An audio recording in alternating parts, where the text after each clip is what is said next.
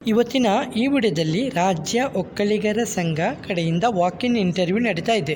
ಇದು 6/7/2026 ಬೆಳಿಗ್ಗೆ 10:30ಕ್ಕೆ ಆಗಿರುತ್ತೆ. 64 ಹುದ್ದೆಗಳಿದೆ. ಹಾಗಾದರೆ ಈ ಕೆಲಸಕ್ಕೆ ಅಪ್ಲೈ ಮಾಡೋದು ಹೇಗೆ ಎಲ್ಲನೇ ವಿವರವಾಗಿ ಹೇಳ್ತಾ ಇದ್ದೀನಿ. ಇಲ್ಲಿ ನೀವು ನೋಡ್ಕೋಬೋದು. ಇಲ್ಲಿ ನೋಟಿಫಿಕೇಷನ್ ಕೂಡ ಕೊಟ್ಟಿದ್ದಾರೆ.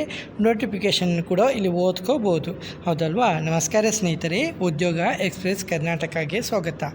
ಇಂದು ನಾವು ರಾಜ್ಯ ಒಕ್ಕಲಿಗರ ಸಂಘ ಬೆಂಗಳೂರು ವತಿಯಿಂದ ಪ್ರಕಟಿಸಿರುವ ವಾಕ್-ಇನ್ ಇಂಟರ್ವ್ಯೂ ಮೂಲಕ ವಿವಿಧ ಹುದ್ದೆಗಳ ನೇಮಕಾತಿ ಕುರಿತು ಸಂಪೂರ್ಣ ಮಾಹಿತಿಯನ್ನು ತಿಳಿಸಿಕೊಡಲಿದ್ದು, ಈ ನೇಮಕಾತಿಯಲ್ಲಿ junior engineering, stenographer, second division assistant ಮತ್ತು ಎಲೆಕ್ಟ್ರಿಷಿಯನ್ ಸೇರಿದಂತೆ ಒಟ್ಟು 64 ಹುದ್ದೆಗಳು ಭರ್ತಿಯಾಗಲಿದ್ದು, ಸಂಸ್ಥೆ ಇದು ರಾಜ್ಯ ಒಕ್ಕಲಿಗರ ಸಂಘರಿ, ಕೆಲಸದ ಸ್ಥಳ ಬೆಂಗಳೂರು, ಕರ್ನಾಟಕ.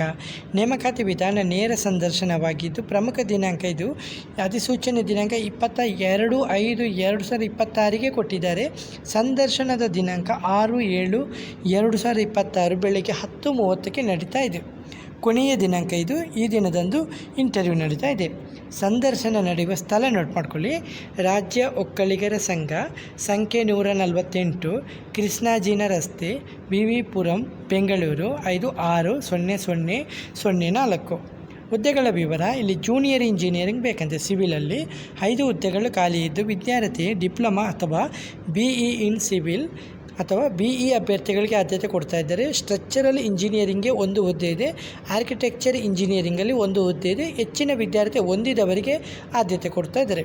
ವಯಸ್ಸಿನ ಮಿತಿ 35 ವರ್ಷ ಮತ್ತು ಅನುಭವ 5 ವರ್ಷಗಳ ಅನುಭವ ಇರಬೇಕಂತೆ. ಹಾಗೆ ಜೂನಿಯರ್ ಇಂಜಿನಿಯರು ಎಲೆಕ್ಟ್ರಿಕಲಲ್ಲಿ ಇದು ಕೂಡ 2 ಹುದ್ದೆ ಖಾಲಿ ಇದ್ದು, ವಿದ್ಯಾರ್ಥಿ ಡಿಪ್ಲೊಮಾ ಅಥವಾ BE ಇನ್ ಎಲೆಕ್ಟ್ರಿಕಲ್ಲು BE ಅಭ್ಯರ್ಥಿಗಳಿಗೆ ಆದ್ಯತೆ ಕೊಡ್ತಾ ಇದ್ದು, ವಯಸ್ಸಿನ ಮಿತಿ 35 ವರ್ಷ, 5 ವರ್ಷದ ಅನುಭವ ಇರಬೇಕಂತ ಹೇಳಿದ್ದಾರೆ. ಹಾಗೆ ಜೂನಿಯರ್ ಇಂಜಿನಿಯರ್ ಮೆಕ್ಯಾನಿಕಲ್ಲಿ ಇದು 1 ಹುದ್ದೆ ಖಾಲಿ ಇದ್ದು, ವಿದ್ಯಾರ್ಥಿ ಡಿಪ್ಲೊಮಾ ಅಥವಾ BE ಇನ್ ಮೆಕ್ಯಾನಿಕಲ್ಲು ಮತ್ತು BE ಅಭ್ಯರ್ಥಿಗಳಿಗೆ ಆದ್ಯತೆ ಕೊಡ್ತಾ ಇದ್ದು, 35 ವರ್ಷ ಮತ್ತು 5 ವರ್ಷಗಳ ಅನುಭವ ಇರಬೇಕಂತೆ.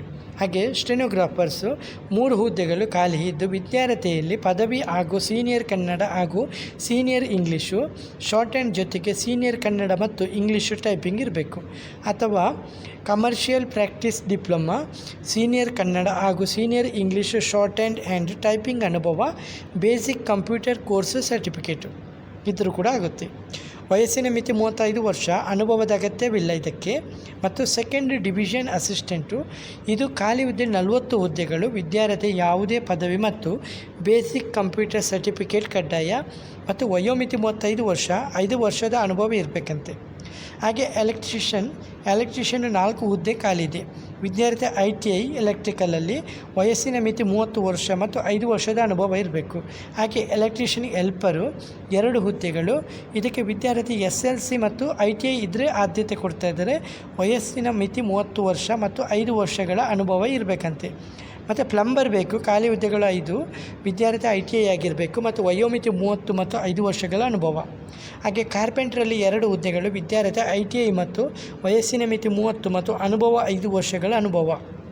ಒಟ್ಟು ಹುದ್ದೆಗಳು: ಜೂನಿಯರ್ ಇಂಜಿನಿಯರ್ ಸಿವಿಲಲ್ಲಿ 5, ಜೂನಿಯರ್ ಇಂಜಿನಿಯರ್ ಎಲೆಕ್ಟ್ರಿಕಲಲ್ಲಿ 2, ಜೂನಿಯರ್ ಇಂಜಿನಿಯರ್ ಮೆಕ್ಯಾನಿಕಲ್ಲಿ 1, ಸ್ಟೆನೋಗ್ರಾಫರ್ಸಲ್ಲಿ 3 ಹುದ್ದೆಗಳು, ಸೆಕೆಂಡ್ ಡಿವಿಷನ್ ಅಸಿಸ್ಟೆಂಟಲ್ಲಿ 40, electrician 4, electrician helper 2, plumber 5, carpenter 2. ಒಟ್ಟು ಹುದ್ದೆಗಳು 64. ನೇಮಕಾತಿ ವಾಕ್-ಇನ್ ಇಂಟರ್ವ್ಯೂ ಮೂಲಕ ನಡೀತಾ ಇದೆ. ಅರ್ಹ ಅಭ್ಯರ್ಥಿಗಳು ನಿಗದಿತ ದಿನಾಂಕ ಹಾಗೂ ಸಮಯಕ್ಕೆ ಅಗತ್ಯ ದಾಖಲೆಗಳೊಂದಿಗೆ ಸಂದರ್ಶನಕ್ಕೆ ಹಾಜರಾಗಬೇಕಾಗುತ್ತೆ. ನಿಮ್ಮ ಒರಿಜಿನಲ್ ಮತ್ತು ಜೆರಾಕ್ಸ್ ಪ್ರತಿಯೊಂದಿಗೆ ನಿಮ್ಮ ರೆಸ್ಯೂಮು, ನಿಮ್ಮ ಶೈಕ್ಷಣಿಕ ಮಾರ್ಕ್ಸ್ ಕಾರ್ಡು, ನಿಮ್ಮ ಜಾತಿ ಪ್ರಮಾಣ ಪತ್ರ ಎಲ್ಲ ನೋಡ್ಕೊಂಡು ಹೋಗಬೇಕಾಗುತ್ತೆ. ಸಂಬಂಧಿತ ಹುದ್ದೆಗೆ ಅಗತ್ಯವಾದ ವಿದ್ಯಾರ್ಥಿ ಮತ್ತು ಅನುಭವ ಕಡ್ಡಾಯ ಅಂತ ಹೇಳಿದ್ದಾರೆ. ಇಂತಹ ಕರ್ನಾಟಕ ಸರ್ಕಾರಿ ಹಾಗೂ ಖಾಸಗಿ ಉದ್ಯೋಗಗಳ ನಿಖರ ಮಾಹಿತಿಗಾಗಿ ನಮ್ಮ ಉದ್ಯೋಗ ಎಕ್ಸ್ಪ್ರೆಸ್ ಕರ್ನಾಟಕ ಚಾನಲ್ ಸಬ್ಸ್ಕ್ರೈಬ್ ಮಾಡಿ. ಈ ಮಾಹಿತಿಯನ್ನು ಉದ್ಯೋಗ ಹುಡುಕುತ್ತಿರುವ ನಿಮ್ಮ ಸ್ನೇಹಿತರು ಮತ್ತು ಕುಟುಂಬದವರೊಂದಿಗೆ ತಪ್ಪದೇ ಹಂಚಿಕೊಳ್ಳಿ. ಧನ್ಯವಾದಗಳು.